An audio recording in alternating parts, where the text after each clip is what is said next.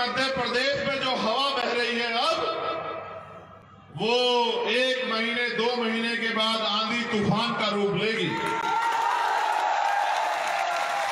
और जब आंधी चलेगी काम करेगी, ऐसा मेरा मानना है। और मैं अपनी और बहनों से भी कहना चाहता हूं कि अगर पैदा करना है, अगर बेटी पैदा की है तो फिर बेटी पैदा करो, तो उसमें वो विचार भी दो। या हर बार जब मैं मध्य प्रदेश आता हूं, किसी भी जिले में जाऊं, उस जिले से जुड़ी हुई बहुत सारी घटनाएं मेरे सामने आती है। शासन प्रशासन के लोग यहाँ, पुलिस के सम्मानित अधिकारी कर्मचारी यहाँ हैं। मेरा उनसे कहना कि मैं सारी एप्लीकेशन अपने सम्मानित जिलाध्यक्ष जी को देके जाऊंगा। आपसे साथ हुए अन्याय, आजादी से पहले हमारे लोगों पे जमीन रखने का हक उन्हें नहीं था। बड़े पैमाने पे नौकरी करने का, बिजनेस करने का, पढ़ने का, पढ़ाने का सभी के लिए अवसर नहीं थे। भारत के में वो अवसर आए, और जिनको, क्योंकि 14 अगस्त को जो गरीब था वो 15 अगस्त को भी गरीब था।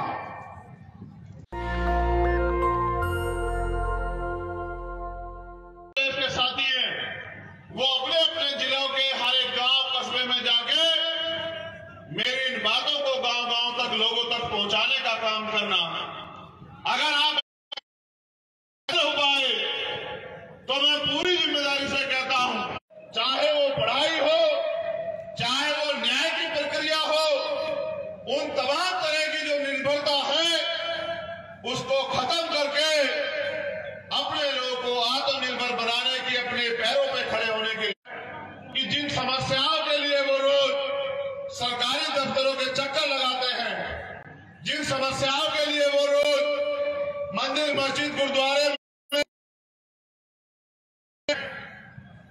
भारत के लोकतंत्र में बाबा साहब अम्बेडकर के संघर्ष से, उनके त्याग बलिदान से, उनके 4-4 बच्चों कुर्बानियों से भारतीय संविधान ने लोकतंत्र को वो शक्ति दी है कि एक गरीब, कमजोर, मिशनरी भूमिका में मेरी छोटी बहन रानी बोध है, रुपेश कैन है, नीरज चंचोरिया है, विनोद अम्बेडकर है। मैं मध्य प्रदेश ही नहीं, भारत की और दुनिया की स्टेज पे करने का काम करेगी, ऐसा मेरा मानना है। और मैं अपनी और बहनों से भी कहना चाहता हूं कि अगर पैदा करना है, अगर बेटी पैदा की है तो फिर बेटी पैदा करो, तो उसमें वो विचार भी दो। या हर बार जब मैं मध्य प्रदेश आता हूं, किसी भी जिले में जाऊं, उस जिले से जुड़ी हुई बहुत सारी घटनाएं मेरे सामने आती है। शासन प्रशासन के लोग यहाँ, पुलिस के सम्मानित अधिकारी कर्मचारी यहाँ हैं। मेरा उनसे कहना कि मैं सारी एप्लीकेशन अपने सम्मानित जिलाध्यक्ष जी को देके जाऊंगा। आपसे साथ हुए अन्याय को पहले रोक ले कि अन्याय ना हो, और अगर अन्याय हो जाता है तो अपराधी को सजा दिलाने के लिए मिली है। क्योंकि जिस तरह ये समाज एक एक पैसा जोड़ के मुझे और हमारे लोगों को अपने, अगर आप संविधान के अनुसार कार्य नहीं करोगे तो मेरा ऐसा मानना है, क्योंकि हम यहाँ बड़ी मेहनत कर रहे हैं और चूंकि हमारे लोगों ने अब ये ठान लिया है कि वो अपनी गुलामी, बेबसी की बेड़ियों को काट के अपना राज मध्य प्रदेश में स्थापित करेंगे। क्योंकि 90% आबादी मध्य प्रदेश में दलित, पिछड़े, आदिवासी और अल्पसंख्यक समाज की है, तो उनकी समझ में भी आ गया है कि अब निकम्मे, निठल्ले और झूठे वादे करने वाले नेताओं के चक्कर में वो लोग नहीं, तो मदद कराने का काम करेंगे, उनके हाथों को मजबूत करने का काम करेंगे। तो आपको भी मेरा ऐसा मानना है कि शासन प्रशासन के लोग बहुत पहले हवा को भाप लेते हैं।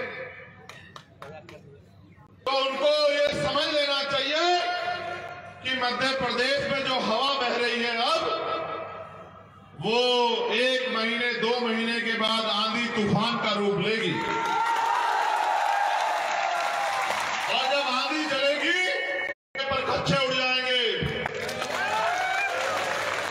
गरीबों की झोपड़ी तो टिकी रहेगी, याद रखना, लेकिन ये महलों वालों के सपने पूरे नहीं होंगे मध्य प्रदेश में, याद रखना।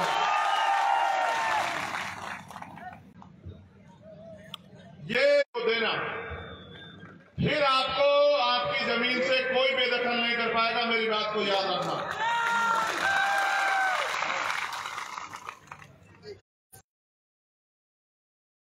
ये हमारे साथियों ने लिख के दिया, मैं इसको कभी पढ़ता नहीं लेकिन पढ़ देता हूं। इनका मानना है कि अशोकनगर में जब हम लोग संघर्ष करते हैं पुलिस फर्जी मुकदमे लगाती है। मैं इनको समझा चुका हूं कि पुलिस सरकार की होती है, या इनकी हत्या हो जाए, कर जाओगे मुकदमों से तो आजादी नहीं मिल सकती है। याद करो देश के उन शहीदों को जिन्होंने हंसते हंसते फांसी का बंधा चूमा। हम लोग अपने बनने की लड़ाई नहीं लड़ रहे हैं कि हमें बनना है, हम लोग लड़ाई लड़ रहे हैं। ज्योतिबा फुले को उन्होंने कौन सी कुर्सी ली, उन्होंने तो कुर्सियों को लात मारने का काम किया और अपने लोगों की लड़ाई लड़ी। आप उनके वंशज हो।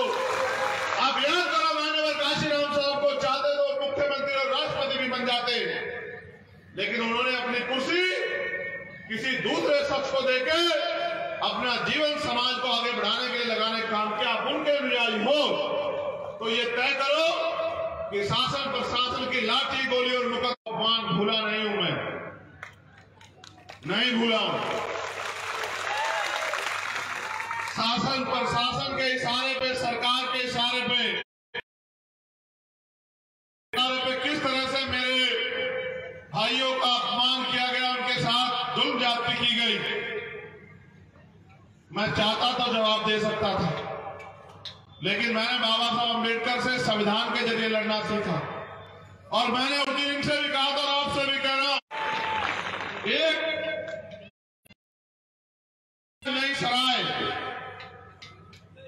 FIR संख्या है 0038 30/3/2023 और अभी तक इस पे कोई सुनवाई नहीं हुई, ना कोई व्यक्ति अरेस्ट हुआ। निवासी जंगार तहसील ईसागढ़, इनके भाई का मर्डर कर दिया गया, कोई कार्रवाई नहीं।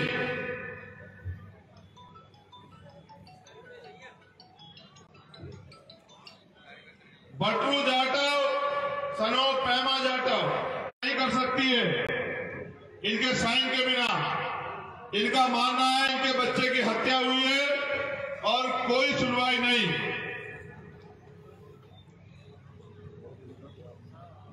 पिंटू दागी पुत्र महेंद्र सिंह दागी, निवासी त्रिलोकपुरी, जिला अशोकनगर,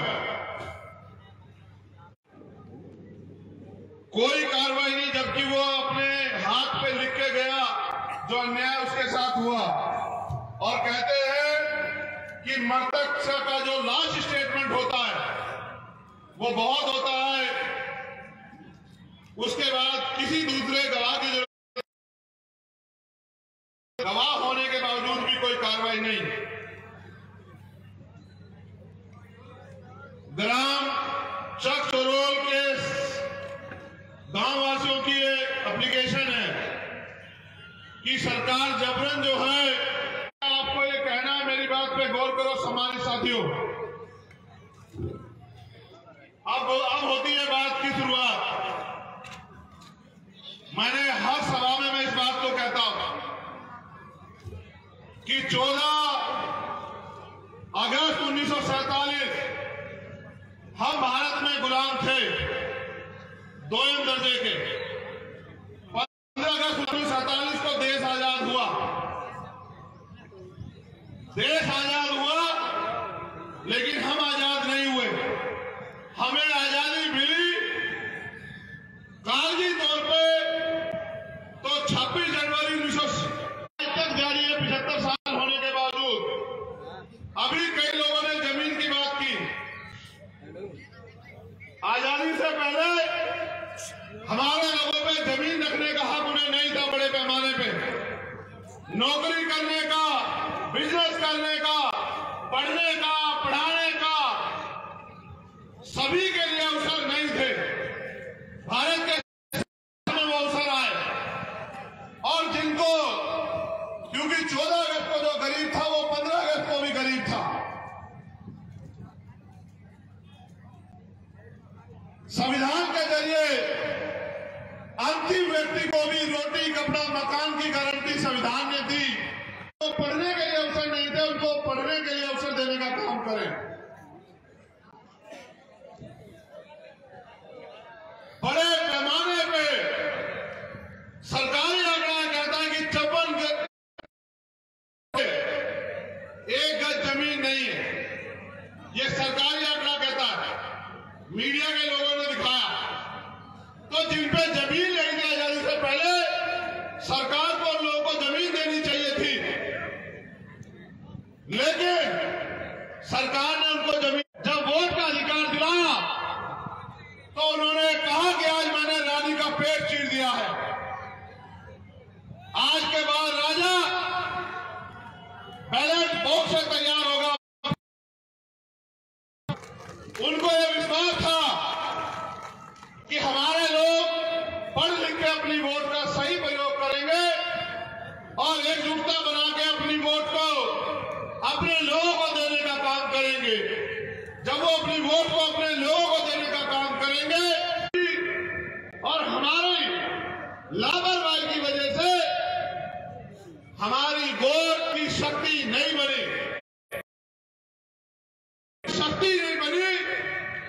तो हमें अधिकार कैसे मिलेंगे, हमारे अधिकार सुरक्षित कैसे रहेंगे।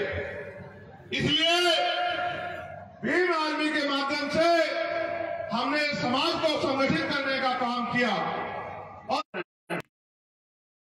मेरा ऐसा मानना है कि आने वाले 2023 के चुनाव में आजाद समाज पार्टी और उनके सहयोगी दल जमीन पे जो मेहनत कर रहे हैं उसका परिणाम तमाम साथियों से यह अनुरोध है कि इसको गांव-गांव में जाके बताने का काम करें। और मैं लोकतंत्र के चौथे स्तंभ से भी ये बात कहूंगा कि जिस तरह से वो पैसे वालों की बातों को बड़े पैमाने पे दिखाने का काम करते हैं, वो हमारी गरीबों की पार्टी और उनके द्वारा किए गए संकल्पों को भी दिखाने का काम करे, जो हमारी बात भी हमारे लोगों तक पहुंच पाए।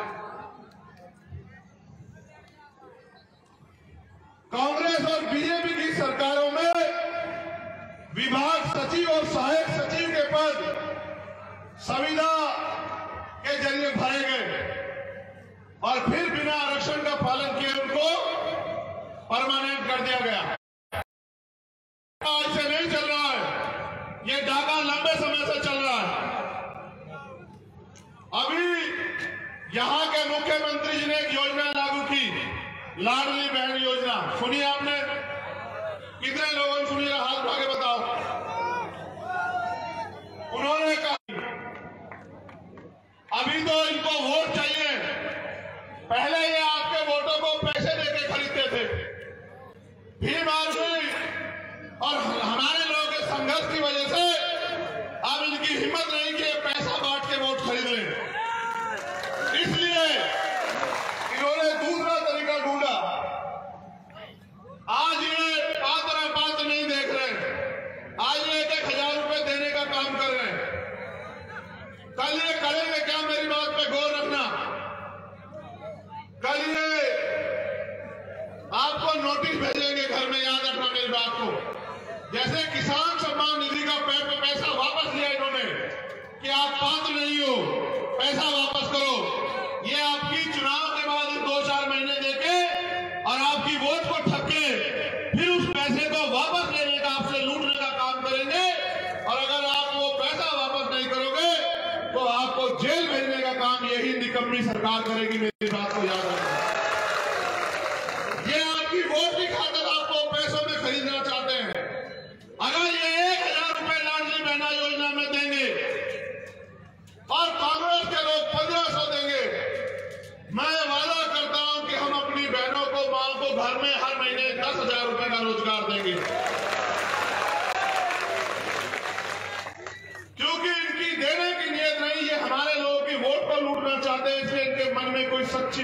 तमन्ना नहीं कि हमारी माएं बहनें ताकतवर हो जाए।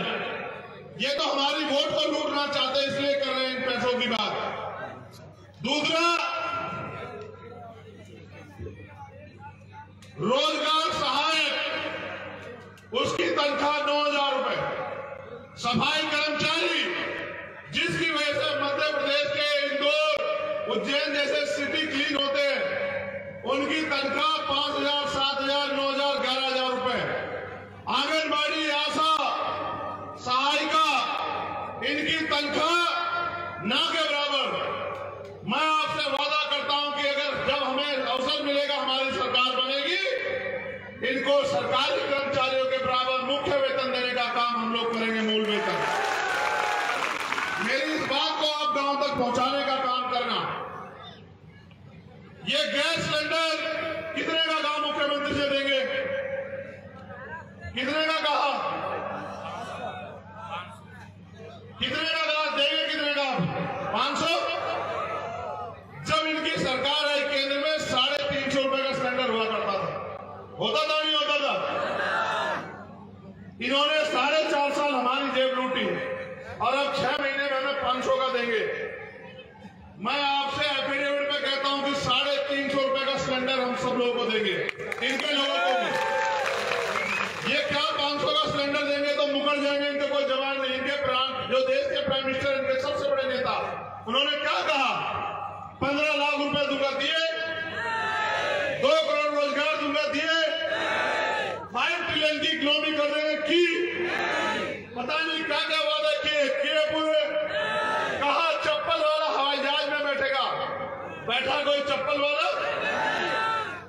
जिनके पास नौकरियां थी वो भी छीन ली। इसलिए अगर ये 500 का सिलेंडर दे रहे हैं तो ये 5,000 रुपए का जुर्माना आप पे लगाने का काम करेंगे चुनाव के बाद। मेरी बात को याद रखना,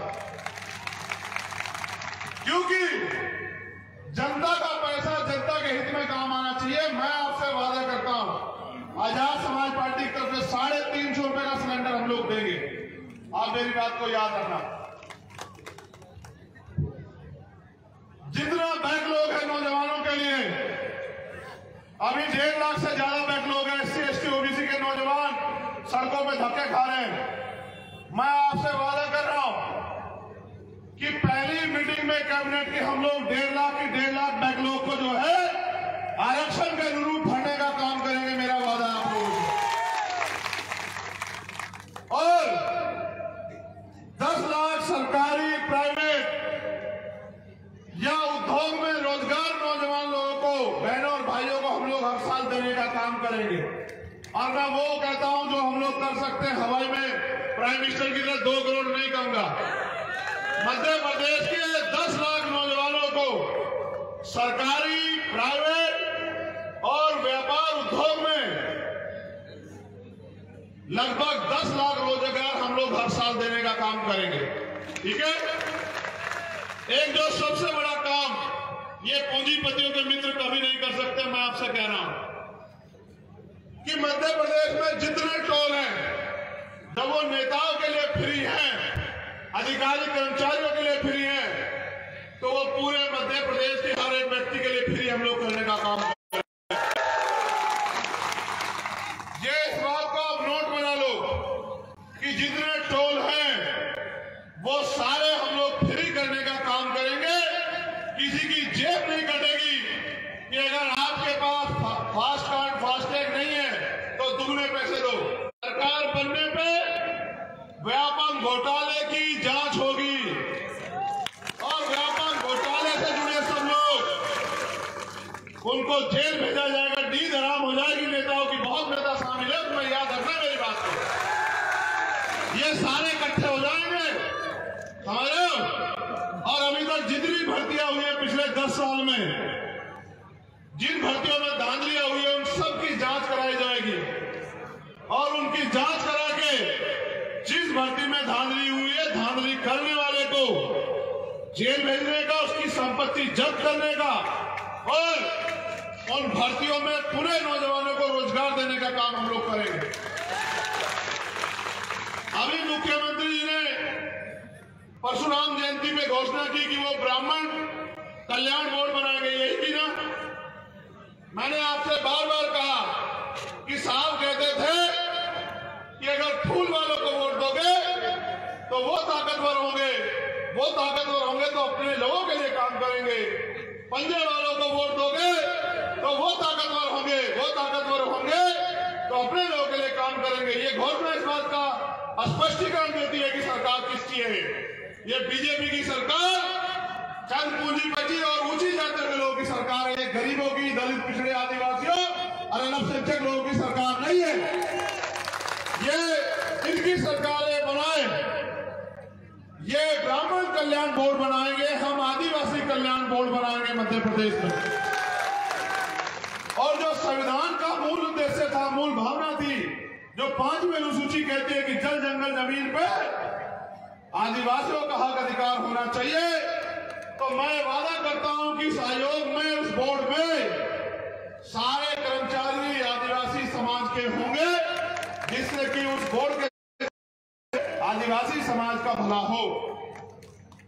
और जिन अधिकारियों द्वारा SC, ST और माइनॉरिटी के कर्मचारियों का मानसिक उत्पीड़न किया जा रहा है, बहुत सारे कर्मचारी मुझे ट्विटर पे पत्र, ये घमंड टूट जाएगा। जैसे गुना जिले में धर्मेंद्र सोनी नाम के एक शिक्षक को, उसका इतना मानसिक उत्पीड़न किया गया कि उन्होंने सुसाइड कर लिया। मैं आपसे कह रहा हूं, ऐसे सभी अधिकारी कर्मचारियों को जांच करा के उनको जेल भेजने का काम जो है वो हमारी सरकार करेगी। ये तो मेरी चंद घोषणा है। मैंने आपसे 12 फरवरी को भोपाल में कहा था, जब आपकी संख्या के आगे तमाम राजनीतिक दलों को कोरोना से भी खतरनाक बुखार हुआ था, अगर आपने देखा हो। मैंने आपको उस दिन कहा था कि जो आपकी मांगे हैं, उन मांगों का घोषणा पत्र बना के आप मुझे दे दो और उनको एफिडेविट के तौर पे मुझसे ले लो। जो आपकी मांगे हैं, क्योंकि सत्ता में बहुत शक्ति है, जो मांगे आपकी है उनको पूरी कराने का एफिडेविट घोषणा हम लोग करना चाहते हैं। जब आप दूसरे लोगों को बना सकते हैं, जब आपकी वोट से दूसरे लोग बन सकते हैं, तो आपके लोग भी बन सकते हैं, क्योंकि वोट आपका है। यहाँ के पिछड़े वर्ग के लोग, उनको 54% आबादी के बाद 14% आरक्षण मिलता है, उनमें भी बड़ी चेतना पैदा हुई है।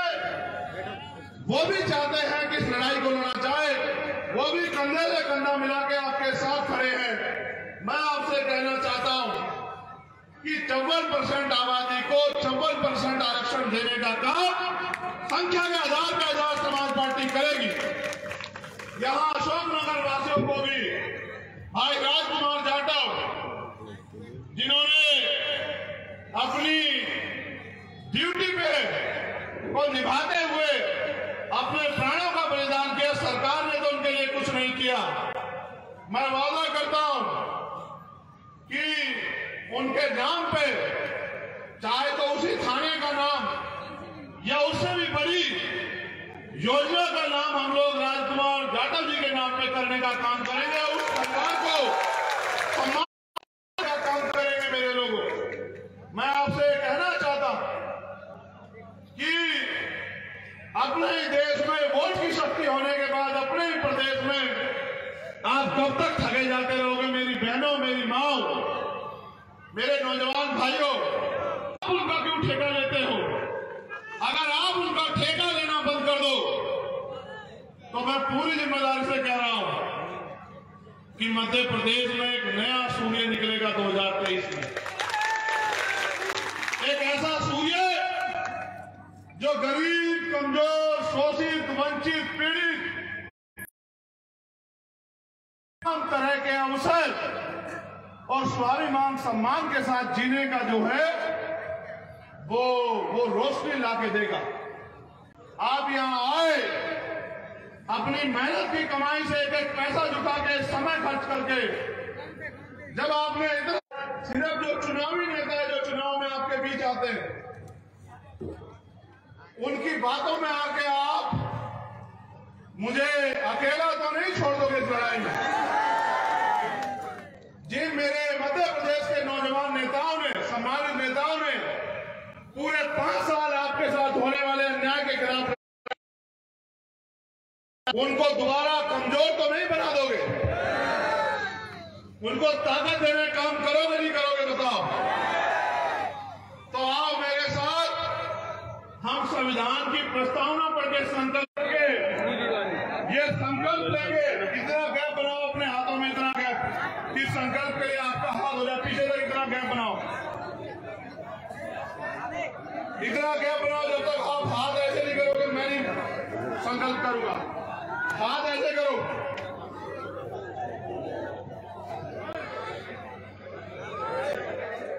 एक हाथ का गैप लो पहले सब लोग, यहाँ वाले भी और वहाँ वाले भी। पीछे हो जाओ, पीछे हो जाओ, पीछे खड़े हो, पीछे जाके सीधे अपने हाथ ऐसे करो।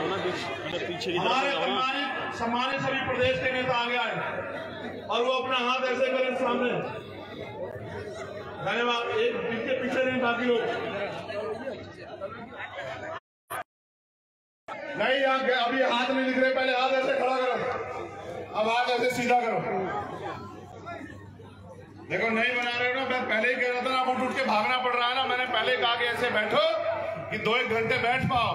तब तो मेरी बात नहीं मान रहे थे, तब तो एक दूसरे सटके बैठे थे। आप बेचैनी हो जाओ, ऐसे करो हाथ ऐसे। और बटन कैसे दबाना है? ऐसे। पहले राज लेने के लिए तलवार भाले चलते थे, हिंदू के कत्ले होते थे। अब कुछ नहीं होता। जिससे आप प्यार करते, जिसमें भरोसा करते, उसके पक्ष में बटन दबाना होता है। कैसे दबाना होता है बताना जरा। अंगूठा मजबूत है ना? चलो शुरू हो जाओ। हम भारत के लोग, भारत को एक, उसके समस्त नागरिकों को सामाजिक, आर्थिक और राजनीतिक न्याय, विचार, अभिव्यक्ति, विश्वास, धर्म और उपासना की स्वतंत्रता, प्रतिष्ठा और अवसर की समता प्राप्त कराने के लिए तथा उन सब में व्यक्ति की गरिमा आज दिनांक 25 अप्रैल 2023 को ये संकल्प लेते हैं कि हम भारतीय संविधान को आत्मसमर्पित और आत्मर्पित करेंगे और भारत के संविधान की रक्षा करेंगे और उसको पूर्ण रूप से लागू कराने का संकल्प लेते हैं। हम अपने लिए नहीं अपने महापुरुषों के त्याग बलिदान, संघर्ष, समर्पण और उनके अधूरे आंदोलन को पूरा करने के लिए अपना तन मन धन अर्पित कर समाज में आने वाले लोगों को, जिनमें दलित, पिछड़े, आदिवासी और अन्य धार्मिक अल्पसंख्यक जो लोग हैं, उनमें भाईचारा पैदा करेंगे, दुश्मन की साजिश का शिकार नहीं होंगे, अपनी गुलामी की बेड़िया काटने के लिए हम दिन रात मेहनत करेंगे और अपनी पार्टी को मजबूत करेंगे, खुद को ताकतवर बनाएंगे। अपना हाथ ऐसे की बजाय ऐसे करने का काम करेंगे। हम अपने नेशनल दस्तक की आपसे गुजारिश है कि अगर इसको बचाना चाहते हैं तो नेशनल दस्तक को सब्सक्राइब करने के लिए रेड कलर के सब्सक्राइब बटन को दबाएं, फिर बेल आइकन की घंटी दबाएं। नेशनल दस्तक को बचाने के लिए बहुत जरूरी है कि हर खबर को शेयर करें, लाइक करें, कमेंट जरूर करें।